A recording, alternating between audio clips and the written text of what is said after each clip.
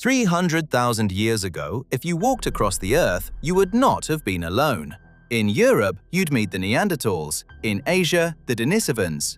On one Indonesian island, a species of tiny humans barely 3 feet tall. In the Philippines, another. In Africa, at least 2 more.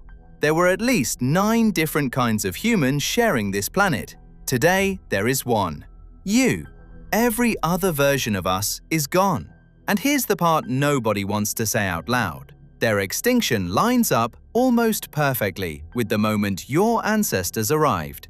This isn't a story about survival of the fittest. It might be a story about the first crime our species ever committed. Let's start by meeting the others, because we've been taught to imagine our ancestors as lonely pioneers, the only humans in an empty world. That's completely wrong. The world they walked into was crowded. Start with the Neanderthals, the ones everyone thinks they know. Forget the grunting caveman cartoon. Neanderthals had brains as large as ours, sometimes larger. They controlled fire, cooked their food, and made tools. They buried their dead. They cared for their sick and their elderly, keeping injured members of the group alive for years. They made jewelry from eagle talons. There are cave paintings in Spain older than our species' arrival in Europe, which means Neanderthal hands may have made them. These were not brutes, they were people. They had survived in the brutal cold of Ice Age Europe for over 300,000 years, far longer than we've existed. And then, within a few thousand years of our ancestors walking into their territory, they were gone. Then there are the Denisovans, and their story is stranger, because for a long time they were barely a rumor. In 2010, scientists pulled DNA out of a single finger bone found in a cave in Siberia. It didn't match us. It didn't match Neanderthals. It belonged to an entirely unknown kind of human. We named them the Denisovans, after the cave. And for 15 years, that's almost all they were. A pinky bone, a couple of teeth, a ghost we could detect in DNA but had never seen.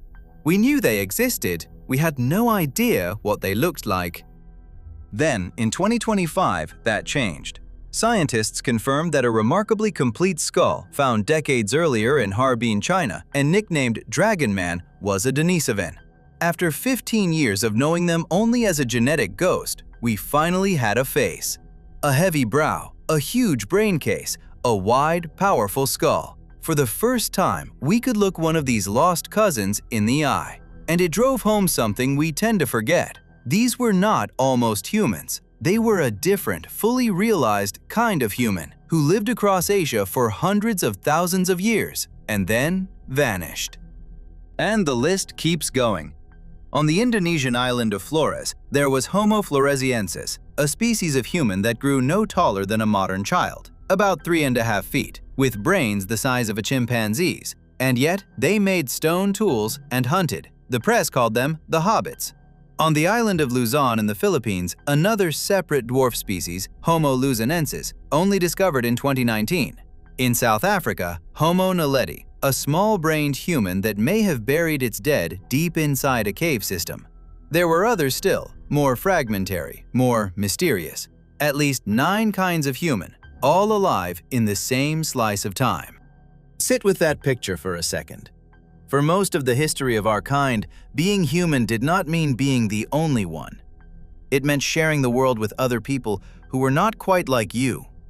Different bodies, different minds, walking the same valleys, drinking from the same rivers.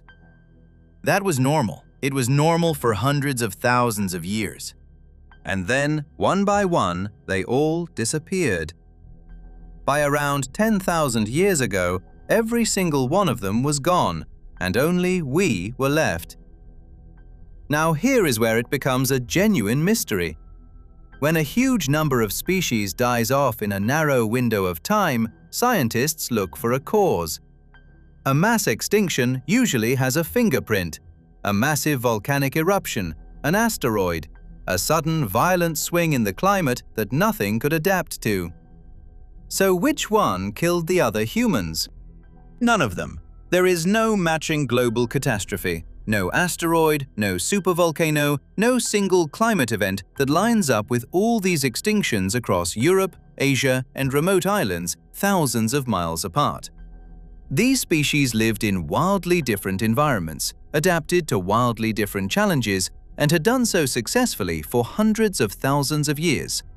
And then they all vanished within the same relatively short chapter of history. When you remove every natural cause, you're left with an uncomfortable pattern. The one thing that changed everywhere, the one new factor that appeared in Europe, in Asia, on the islands, right before each of these species disappeared, was the arrival of us. And this is the moment to be honest about how little separated us from them. We didn't arrive as some obviously superior species, gleaming and advanced, walking into a world of primitives. For thousands of years, we overlapped.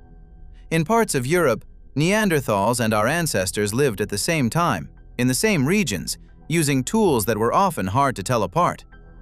If you had stood on a ridge 40,000 years ago and watched two hunting parties move across the valley below, one Neanderthal and one of our own kind, you might not have been able to tell which was which. The gap between us was not a chasm, it was a sliver. And that makes what happened next even harder to explain. Because a sliver was somehow enough. So, did we kill them? That's the version that grabs headlines. Homo sapiens as the invader, spreading across the world, exterminating every rival it met. And there may be some truth in it. We were a new kind of competitor. When two species need the exact same things, the same prey, the same shelter, the same territory, they cannot coexist forever.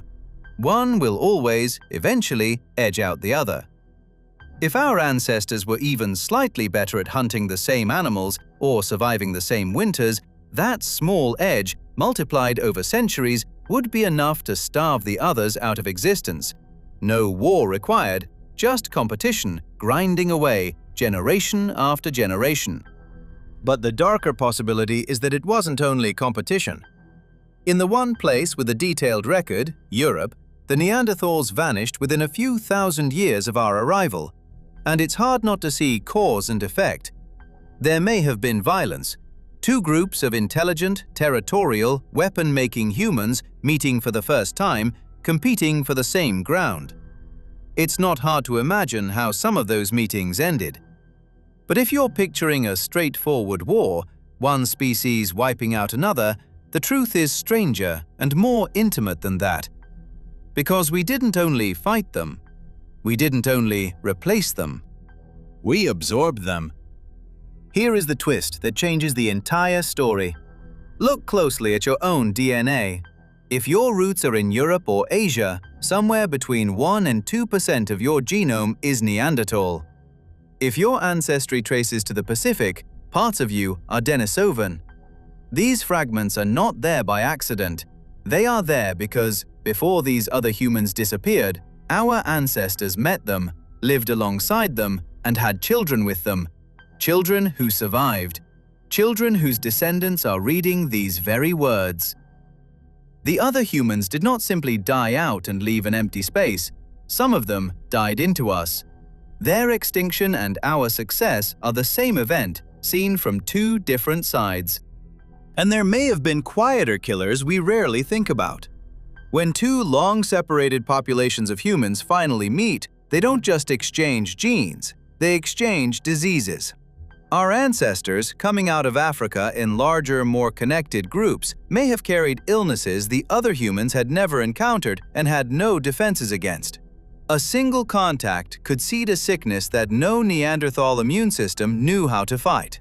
We may never be able to prove how big a role this played, but we know from our own recent history how devastating it is when one population meets another carrying unfamiliar disease.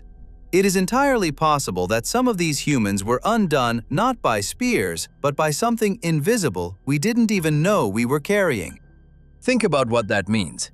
The line we draw between us and them, the clean border between the human species that made it and the ones that didn't, was never clean at all. Our ancestors didn't see a different species to be exterminated. They saw people. People they fought, yes, but also people they lived beside, traded with, loved, and had families with. The Neanderthals aren't fully gone. Neither are the Denisovans.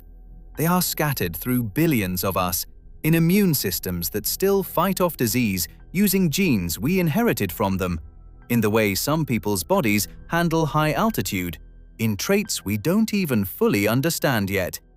So what actually killed them? Strip away the drama and the answer is quieter and stranger than murder. It was arithmetic. Our ancestors seem to have lived in larger, more connected groups. They traded across long distances, which meant that when one area ran short of food, help and tools and ideas could come from somewhere else. They may have had some small advantage in how they shared information, how they cooperated, how quickly they spread. None of that requires cruelty. A species that reproduces a little faster, spreads a little wider, and cooperates a little better doesn't need to raise a weapon. It only needs time. Slowly, its numbers grow, its range expands, and the others are pushed into smaller and smaller pockets of the world, until the last few individuals grow old with no one left to have children with. That is how a species really dies. Not always in a battle, sometimes just in a final, quiet generation that has nowhere left to go. And that may be the most unsettling answer of all. We might not be the only humans left because we were the strongest, or the smartest, or because we won some dramatic war. We might be here simply because we spread faster than anyone else could survive. The other humans weren't defeated so much as crowded out, out-multiplied, absorbed, and slowly erased, not by monsters, but by relatives who were just a little more numerous and a little more connected. Which leaves us with a strange kind of loneliness. We are the last surviving branch of a family tree that was once full of others. For the first time in the history of our kind, there is only one type of human on Earth, and we have never known anything else. We look around, see only faces like our own, and assume that's just how the world is. But it isn't. It's an exception. A recent, fragile, unprecedented exception. For 300,000 years, the Earth held many kinds of human at once. Now it holds one. And every other version of us, the ones who painted caves and buried their dead and stared up at the same stars, is gone. Except for the fragments they left behind in our blood. We didn't just inherit the Earth, we inherited it from them, and we are the only ones still here to remember that they ever existed at all.